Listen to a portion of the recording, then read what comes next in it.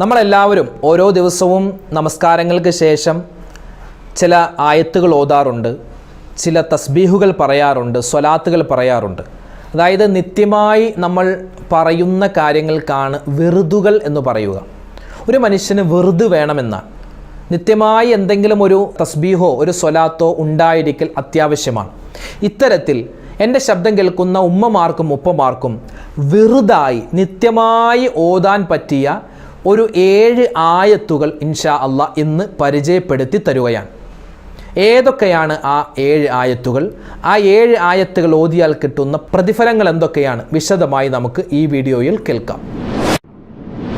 മഹാനായ അലി ഇബ്നു അബീ ത്വാലിബ് തങ്ങളും മഹാനായ കഅബ് ബിൻ അഖ്ബാർ റളിയല്ലാഹു അൻഹുവും ഈ 7 ആയത്തുകൾ ഒരു മനുഷ്യൻ നിത്യമായി കൃത്യമായി ഓതിക്കഴിഞ്ഞാൽ അവർക്ക് കിട്ടുന്ന പ്രതിഫലങ്ങൾ എണ്ണി പറയുന്നുണ്ട്.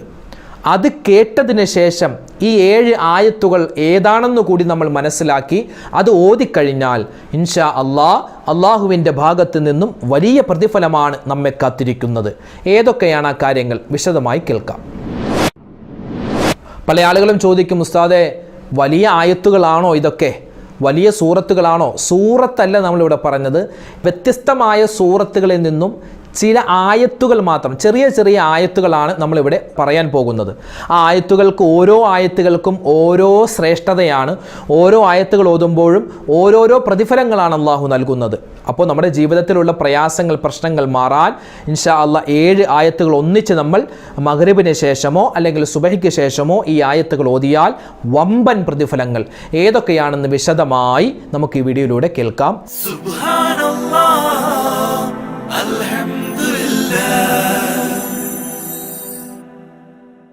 അസ്സലാമു അലൈക്കും വറഹ്മത്തുള്ളാഹി. ബിസ്മില്ലാഹ് വൽഹംദുലില്ലാഹ് അസ്സലാത്തു വസ്സലാമു അലാ റസൂലില്ലാഹ് വഅലാ ആലിഹി വസ്വഹ്ബിഹി അജ്മഈൻ അമ്മാ ബഅദ്. ഏറ്റവും സ്നേഹ ബഹുമാനം നിറഞ്ഞ മുഅ്മിനീങ്ങളെ, നമ്മളെല്ലാവരും എല്ലാ ദിവസവും രാവിലെയും വൈകിട്ടും, പ്രത്യേകിച്ച് മഗ്രിബ് നമസ്കാരത്തിന് ശേഷവും സുബ്ഹി നമസ്കാരത്തിന് ശേഷവുമൊക്കെ ദിക്റുകൾ പറയാറുള്ളവരാണ്. പ്രത്യേകമായി എല്ലാ വഖത്ത് നിസ്കാരം കഴിഞ്ഞും നമ്മൾ ദിക്ർ പറയാറുണ്ട്, സ്വലാത്തുകൾ പറയാറുണ്ട്, ആയത്തുൽ കുർസി ഓതാറുണ്ട്. പക്ഷെ മഗ്രിബ് നമസ്കാരം, സുബ്ഹി നമസ്കാരം, അതിനുശേഷം പല ആളുകളും ഒരുപാട് സമയം പള്ളിയിലിരുന്ന്, അല്ലെങ്കിൽ ഉമ്മമാരാണെങ്കിൽ വീടുകളിൽ അവരുടെ നിസ്കാരപ്പായിൽ മുസല്ലയിലിരുന്ന് തന്നെ ഒരുപാട് ദിക്റുകൾ, ഔറാദുകൾ, ചെറിയ ചെറിയ സൂറത്തുകൾ, സ്വലാത്തുകളൊക്കെ പറയാറുണ്ട്. ഇത് നിത്യമായി കൊണ്ടുപോകുന്ന ആളുകളുണ്ട്. ഒരു ദിവസം പോലും മുടങ്ങാതെ ചെയ്യുന്ന ആളുകളുണ്ട്. ഈ ഒരു ദിവസം പോലും മുടങ്ങാതെ നമ്മൾ ചെയ്യുന്ന ഈ കാര്യങ്ങൾക്കാണ് വെറുതുകൾ എന്ന് പറയുക. വെറുത് എന്ന് പറഞ്ഞാൽ അതായത് നിത്യമായി നിസ്കാരത്തിന് ശേഷം ഒരു ആയത്തുൽ കുർസി ഓതുക, എല്ലാ നിസ്കാരത്തിന് ശേഷവും. അത് നിത്യമായി 1-2 ദിവസമല്ല, എല്ലാ ദിവസവും നിസ്കാരത്തിന് ശേഷം ആയത്തുൽ കുർസി ഓതുന്ന ഒരു പതിവ് ഒരാൾക്ക് ഉണ്ട് എങ്കിൽ അയാൾക്ക് എന്ത് പറയാം? അയാൾക്ക് വെറുതുണ്ട് എന്ന് പറയാം. വെറുത് അതായത് നിത്യമായി ചെയ്യുന്ന ഒരു കാര്യത്തിനാണ് വെറുത് എന്ന് പറയുക. മഹാനായ ഇമാം ഷാഫി തങ്ങൾ പറയുന്നൊരു കാര്യമുണ്ട്, മൻ ലൈസ ലഹു വെറുതുൻ ഫഹുവ കിറുതുൻ എന്ന്. അതായത് ഒരു മനുഷ്യന് വെറുത് ഇല്ല എങ്കിൽ, വെറുതെന്ന് പറഞ്ഞാൽ നിത്യമായി ചെയ്യുന്ന ഒരു ഇബാദത്ത്, അതായത് ഒരു തസ്ബീഹോ ഒരു സ്വലാത്തോ ഒരു ദിക്റോ ഒരു ഖുർആൻ പാരായണമോ നിത്യമായി ചെയ്യുന്നൊരു കാര്യമില്ല എങ്കിൽ ഫഹുവ കിറുതുൻ, അവനൊരു കുരങ്ങനാണ് എന്ന് പോലും മഹാന്മാർ അവരുടെ കിതാബുകളിൽ എഴുതി വെച്ചിട്ടുണ്ട്. അപ്പോൾ മുസ്ലിം സമുദായത്തെ സംബന്ധിച്ചിടത്തോളം, പ്രത്യേകിച്ച് എൻ്റെ ഉമ്മമാരെ സംബന്ധിച്ചിടത്തോളം, ഉപ്പമാരെക്കാൾ കൂടുതൽ ഉമ്മമാരാണ് നിസ്കാരങ്ങൾക്ക് ശേഷം ഒരുപാട് സമയം ആ നിസ്കാരപ്പായിൽ ഇരുന്നിട്ട് ഒരുപാട് ദിക്റുകൾ പറയാറുണ്ട്, സ്വലാത്തുകൾ പറയാറുണ്ട്, തസ്ബീഹുകൾ പറയാറുണ്ട്. ഇതൊക്കെ എന്തിനു വേണ്ടിയാ? നമ്മുടെ രോഗങ്ങൾ മാറാനും, പ്രയാസങ്ങൾ മാറാനും, കടങ്ങൾ മാറാനും, ബുദ്ധിമുട്ടുകൾ മാറാനും, പ്രശ്നങ്ങളൊക്കെ മാറാൻ, നമുക്ക് ആഫിയത്തുള്ള ദീർഘായുസ് കിട്ടാൻ, ഇതിനൊക്കെ വേണ്ടിയാണ്.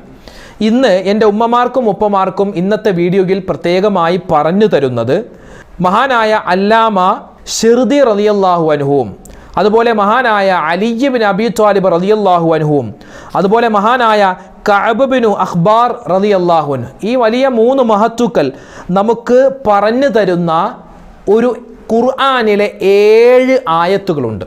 ഖുർആനിലെ വ്യത്യസ്തമായ സൂറത്തുകളിൽ നിന്നുമുള്ള 7 ആയത്തുകൾ.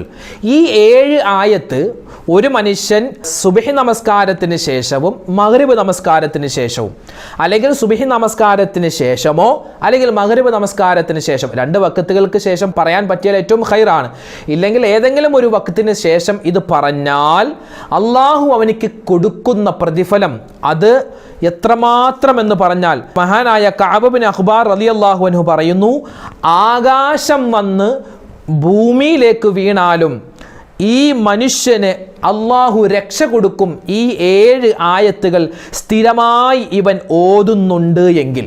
അതായത് എന്ത് പ്രയാസം വന്നാലും എന്ത് പ്രശ്നങ്ങൾ വന്നാലും ഈ ആയത്തുകൾ കൃത്യമായി നിത്യമായി ഓതുന്ന ഒരു മനുഷ്യന് ഒരു പ്രയാസവും അള്ളാഹു കൊടുക്കുകയില്ല.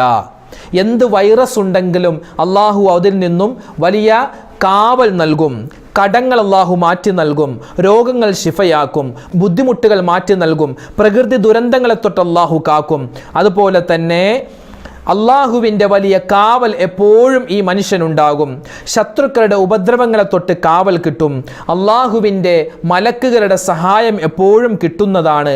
മക്കളില്ലാത്തവർ, അതുപോലെ വീടില്ലാത്തവർ, നല്ല ജോലിയില്ലാത്തവർ, അതുപോലെ തന്നെ മക്കളെ കൊണ്ട് ബുദ്ധിമുട്ടുന്ന ആളുകൾ, കടങ്ങൾ കൊണ്ട് പ്രയാസപ്പെടുന്നവർ, ഇങ്ങനെ എന്തെല്ലാം പ്രശ്നങ്ങൾ, ദുരിതങ്ങൾ, സങ്കടങ്ങൾ, ദുഃഖങ്ങൾ, രോഗങ്ങളുണ്ടോ എല്ലാം അള്ളാഹുവിൻ്റെ വലിയ തൗഫീഖിനാൽ മാറ്റി നൽകുന്ന 7 അത്ഭുതപ്പെടുത്തുന്ന ചെറിയ ചെറിയ ആയത്തുകൾ ഒരു മനുഷ്യൻ സുബഹി നമസ്കാരത്തിന് ശേഷമോ മഗ്രിബ് നമസ്കാരത്തിന് ശേഷമോ അല്ലെങ്കിൽ ഈ 2 വക്തുകൾക്ക് ശേഷം മുടങ്ങാതെ ഒരാൾ ഓതിക്കഴിഞ്ഞാൽ അവർക്ക് കിട്ടുമെന്ന് മഹാനായ കഅബ് ബിൻ അഖ്ബാർ റളിയല്ലാഹു അൻഹു പറഞ്ഞു തരുകയാണ്.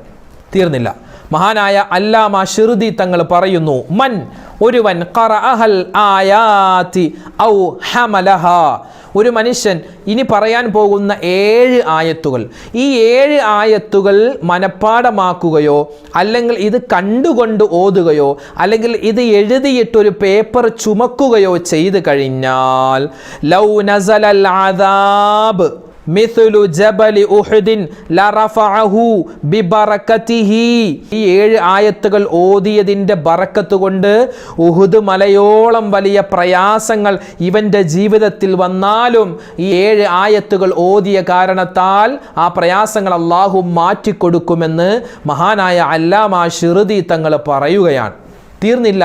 ഏറ്റവും വലിയ തെളിവാണല്ലോ മഹാനായ അലിയാർ തങ്ങൾ, അലി ഇബ്നു അബീ ത്വാലിബ് തങ്ങൾ പറയുന്നു, ഒരു മനുഷ്യൻ ഈ 7 ആയത്തുകൾ നിത്യമായി കൃത്യമായി മുടങ്ങാതെ ഓതിക്കഴിഞ്ഞാൽ അവനിക്ക് കിട്ടുന്നത് സ്വബാഹൻ ഔ മസാഅൻ, രാവിലെയോ വൈകുന്നേരമോ ഇവൻ ഈ 7 ആയത്തുകൾ ഓതിക്കഴിഞ്ഞാൽ അമിനമിൻ ആഫാത്തിസ് സമാൻ, അവൻ ജീവിക്കുന്ന കാലഘട്ടത്തിൽ എന്തെല്ലാം ബുദ്ധിമുട്ടുകളുണ്ടോ, എന്തെല്ലാം ആപത്തുകളുണ്ടോ, ആഫത്തുകളുണ്ടോ, എല്ലാത്തിനെ തൊട്ടും അള്ളാഹുവിൻ്റെ സംരക്ഷണം കിട്ടുമെന്ന് അലി ഇബ്നു അബീ ത്വാലിബ് തങ്ങൾ നമുക്ക് പറഞ്ഞു തരുകയാണ്. ഇനി ഇൻഷാ അല്ലാഹ് 7 ആയത്തുകൾ ഏതാണെന്നും അത് എങ്ങനെയാണ് ഓതേണ്ടതെന്നും ആ ആയത്തുകളുടെ അർത്ഥം എന്താണെന്നും നമുക്ക് പരിശോധിക്കാം. അതിനു മുമ്പ് ഞാനൊന്ന് പറയട്ടെ, 7 ആയത്തുകൾ, ഇതൊക്കെ വലിയ ആയത്തുകളല്ലേ, ഇതൊക്കെ എത്ര പ്രയാസമാണ്, ഇതൊക്കെ ഓതാൻ നമുക്ക് പറ്റുമോ എന്നൊക്കെ ചിന്തിക്കുന്ന ആളുകളുണ്ടാവും. അവരോട് പറയുകയാണ്, 7 ആയത്തുകൾ ചെറിയ ചെറിയ ആയത്തുകളാണ്. ആദ്യം നമ്മൾ ഓതുമ്പോൾ ഇത് വലിയ ആയത്തായിട്ടും ഭയങ്കര പ്രയാസമുള്ളതായിട്ടൊക്കെ തോന്നും. ആദ്യമായി പറയട്ടെ, ഇത് 7 സൂറത്തല്ല, 7 സൂറത്തുകളിൽ നിന്നുള്ള ചെറിയ ആയത്തുകളാണ്, ചെറിയ ചെറിയ ആയത്തുകളാണ്. അപ്പോൾ നമ്മളിവിടെ സ്ക്രീനിൽ നിങ്ങൾക്ക് ആ ആയത്ത് കാണാം, ആയത്തിൻ്റെ അർത്ഥവും നമ്മൾ പറയുന്നുണ്ട്. അപ്പോൾ നിങ്ങൾ സ്ക്രീൻഷോട്ട് എടുത്തോ അല്ലെങ്കിൽ എഴുതിയെടുത്തോ, നിങ്ങൾക്ക് ഈ ആയത്ത് നോക്കി ഓതുകയോ അല്ലെങ്കിൽ മനഃപ്പാഠമുണ്ടെങ്കിൽ അത് മനഃപ്പാഠമായി ഓതുകയോ ചെയ്താൽ മതി. മഗ്രിബിന് ശേഷമാണെങ്കിൽ സൗകര്യമെങ്കിൽ മഗ്രിബിന് ശേഷം, ഇനി സുബഹിക്ക് ശേഷമാണ് സൗകര്യമെങ്കിൽ സുബഹിക്ക് ശേഷം, രാവിലെയും വൈകുന്നേരവും ഓതാൻ പറ്റുമെങ്കിൽ അങ്ങനെ, ഇല്ലെങ്കിൽ രാവിലെ മാത്രമാണെങ്കിൽ അങ്ങനെ, വൈകുന്നേരം മാത്രമാണെങ്കിൽ അങ്ങനെ.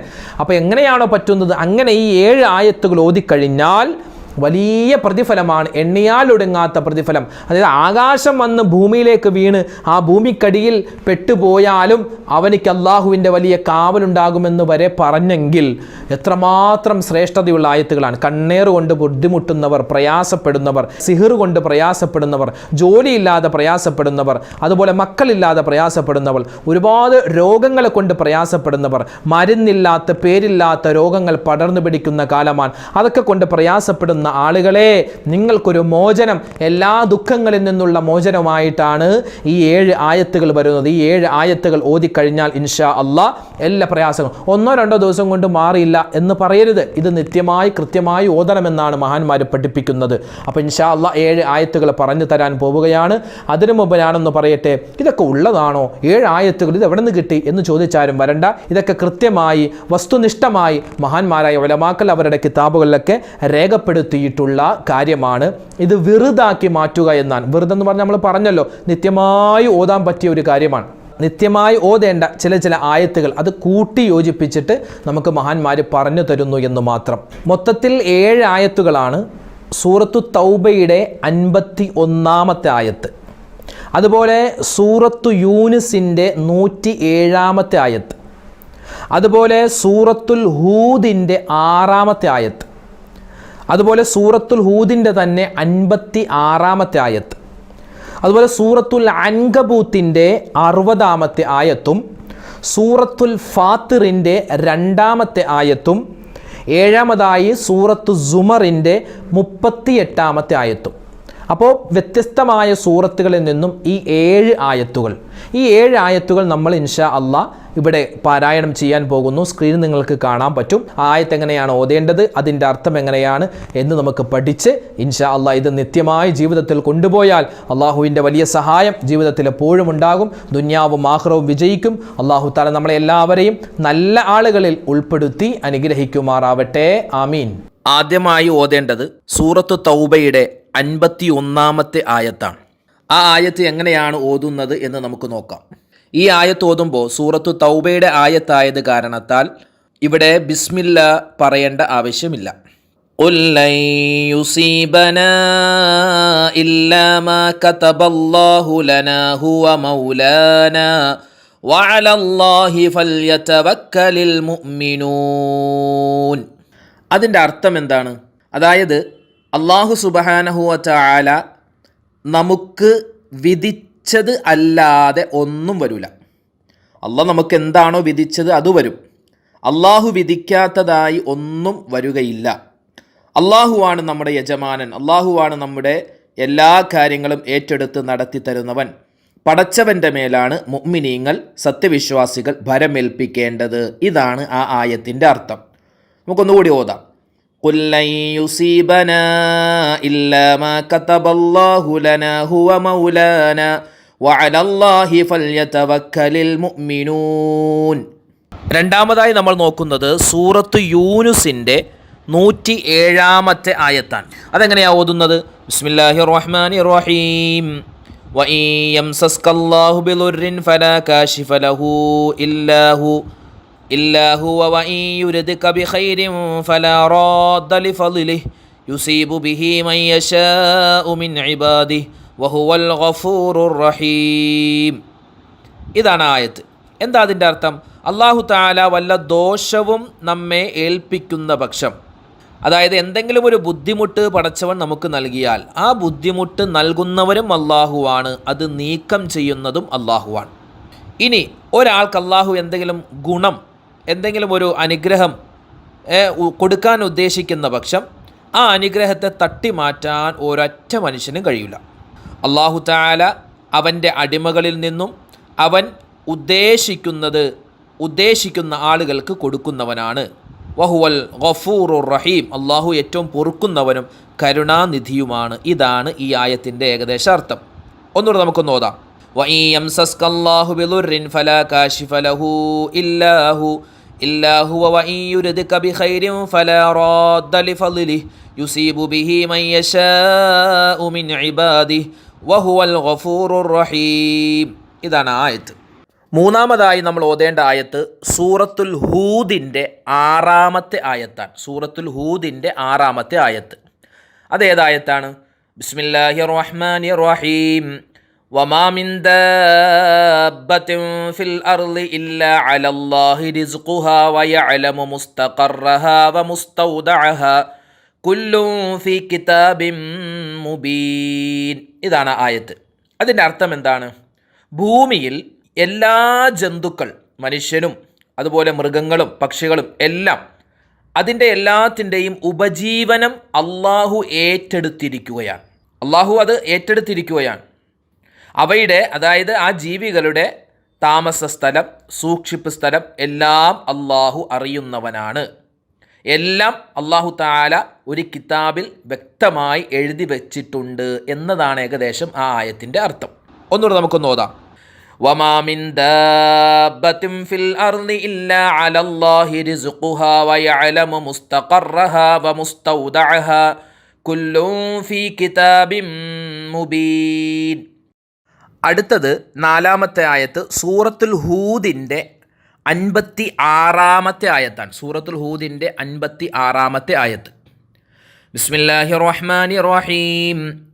ഇന്നി തവക്കൽതു അലല്ലാഹി റബ്ബി വറബ്ബിക്കും മാ മിൻ ദാബത്തിൻ ഇല്ലാ ഹുവ ആഖിദും ബിനാസിയതിഹാ ഇന്ന റബ്ബി അലാ സിറാത്തിൻ മുസ്തഖീം.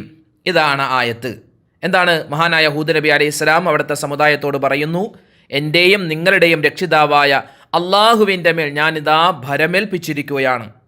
ലോകത്ത് ഏതൊക്കെ ജന്തുക്കളുണ്ടോ അതിൻ്റെ നെറുകയിൽ പിടിക്കുന്ന, അതായത് അള്ളാഹു അതിൻ്റെ എല്ലാം നിയന്ത്രണം പടച്ചവൻ്റെ കയ്യിലാണ് എല്ലാ ജീവികളുടെയും. അത് മനുഷ്യന് ഉപദ്രവമുള്ളതാവട്ടെ ഉപദ്രവമില്ലാത്തതാവട്ടെ എല്ലാ ജീവികളുടെയും നിയന്ത്രണം അള്ളാഹുവിൻ്റെ കയ്യിലാണ്. നിശ്ചയമായും ഇന്ന റബ്ബി അലാ സിറാത്തിൻ മുസ്തഖീം, അള്ളാഹു തആല എന്നെ നേരായ പാതയിലാണ് ആക്കിയിട്ടുള്ളത് എന്നാണ് ആ ആയത്തിൻ്റെ ഏകദേശ അർത്ഥം. ഒന്നുകൂടെ നമുക്കൊന്ന് ഓതാം.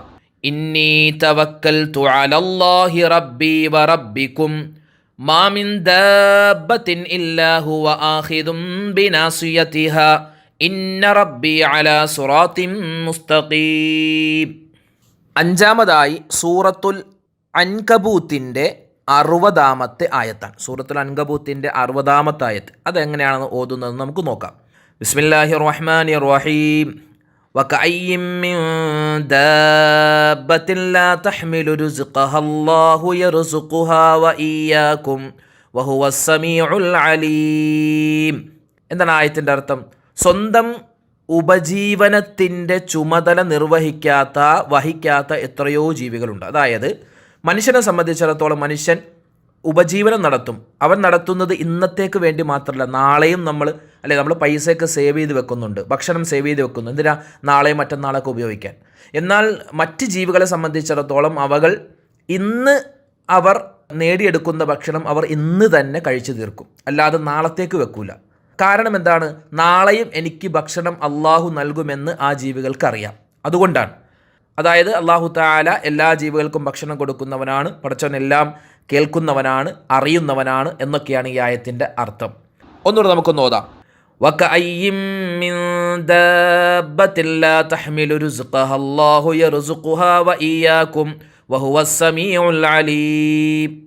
6-ാമതായി നമ്മൾ നോക്കുന്നത് സൂറത്തുൽ ഫാത്തിറിൻ്റെ 2-ാമത്തെ ആയത്താണ്. സൂറത്തുൽ ഫാത്തിറിൻ്റെ 2-ാമത്തെ ആയത്ത് അതെങ്ങനെയാണ് ഓതുന്നത്? ബിസ്മില്ലാഹിർ റഹ്മാനിർ റഹീം.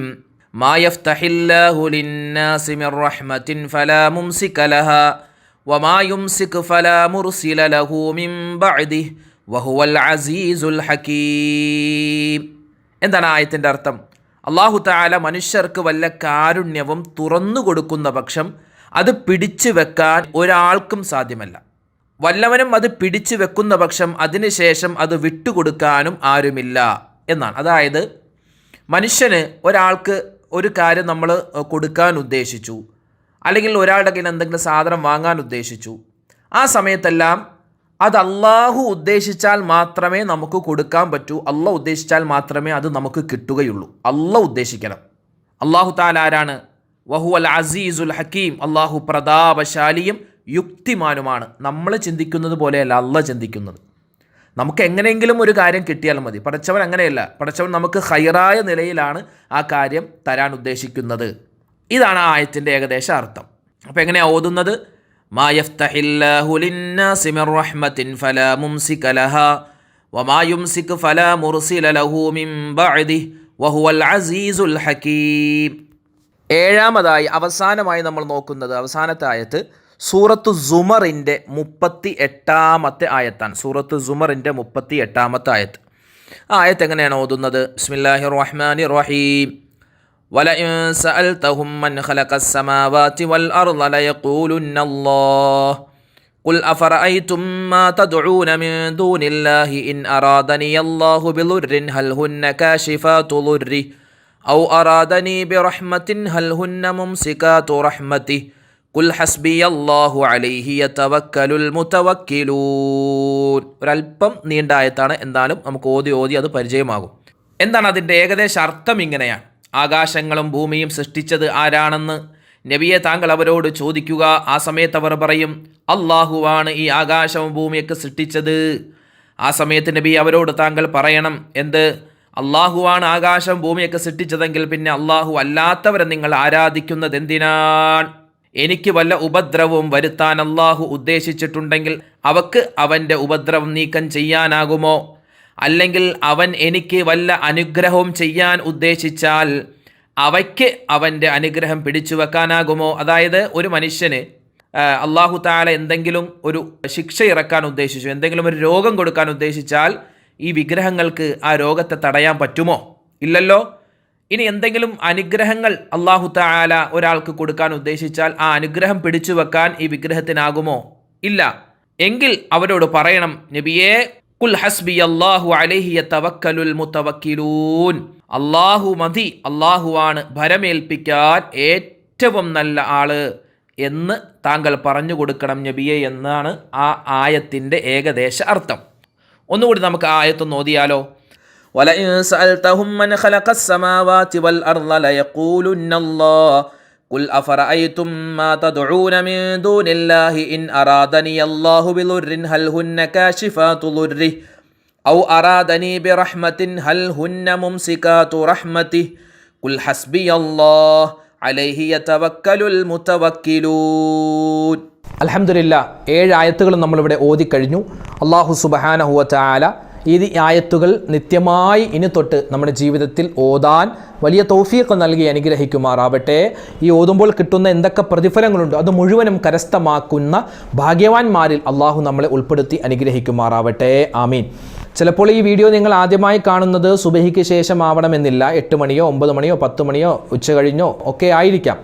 ഏത് സമയത്ത് കണ്ടാലും ആ സമയത്ത് തന്നെ ഒന്ന് ഓതാൻ പറ്റിയാൽ ഏറ്റവും ഖൈറാണ്. പിന്നെ നിങ്ങൾക്ക് സൗകര്യം പോലെ അത് മഗ്‌രിബിന് ശേഷമാണ് നിങ്ങൾക്ക് സൗകര്യമാകുന്നതെങ്കിൽ ആ സമയത്ത്, അല്ലെങ്കിൽ സുബഹിക്ക് ശേഷമാണെങ്കിൽ ആ സമയത്ത് കൃത്യമായി നമുക്കൊരു ഷെഡ്യൂൾ ഉണ്ടാകുമല്ലോ, അതനുസരിച്ച് ഓതിയാൽ ഏറ്റവും ഖൈറാൻ. നമ്മുടെ സൂറത്തുകളും ആ സൂറത്തിൽ എത്രാമത്തെ ആയത്താണെന്ന് നമ്മൾ രേഖപ്പെടുത്തി കൊടുക്കുന്നുണ്ട്. അപ്പോൾ അതൊക്കെ അനുസരിച്ച് നിങ്ങൾക്ക് സൗകര്യം പോലെ ആ സൂറത്തുകൾ മറിച്ച് നോക്കി ആ ആയത്തുകൾ കൃത്യമായി നോക്കി ഓതാവുന്നതാണ്. മെൻസസ്സുള്ള ഉമ്മമാരെ സംബന്ധിച്ചിടത്തോളം ഇത് ഓതേണ്ട കാര്യമില്ല, ഇത് നിങ്ങളൊന്ന് കേട്ടാൽ മതി. ഇത് നിങ്ങൾക്ക് സ്ക്രീനിൽ കാണാം, മനസ്സിലോതാം, പുറമേയായി നിങ്ങൾ ഓതാതിരുന്നാൽ മതി. അപ്പോൾ നിങ്ങൾ കുളിച്ച് ശുദ്ധിയായതിനു ശേഷം നിങ്ങൾക്ക് ഇൻഷാ അല്ലാഹ് ഈ ആയത്തുകൾ പതിയെ ഓതി തുടങ്ങാം. ചില ആളുകൾ ചോദിക്കുന്നു, ഉസ്താദേ, ഈ ആയത്തുകൾ ഒരു പ്രാവശ്യം വെച്ച് ഓതിയാൽ മതിയോ, അതോ 2 ഓതണോ 3 ഓതണോ? ഈ ആയത്തുകൾ ഓരോ പ്രാവശ്യം വെച്ച് ഓതിയാൽ മതി. ഈ 7 ആയത്തുകൾ ഓരോ പ്രാവശ്യം വെച്ച് ഓതിയാൽ മതി. ഇനി സമയമുണ്ട്, നമുക്ക് ഓതാൻ താല്പര്യമുണ്ട് എങ്കിൽ 2 ആക്കാം, 3 ആക്കാം, 7 ആക്കാം, എത്രയാണെന്ന് വെച്ചാൽ കുഴപ്പമില്ല, നിങ്ങളുടെ സൗകര്യം പോലെ.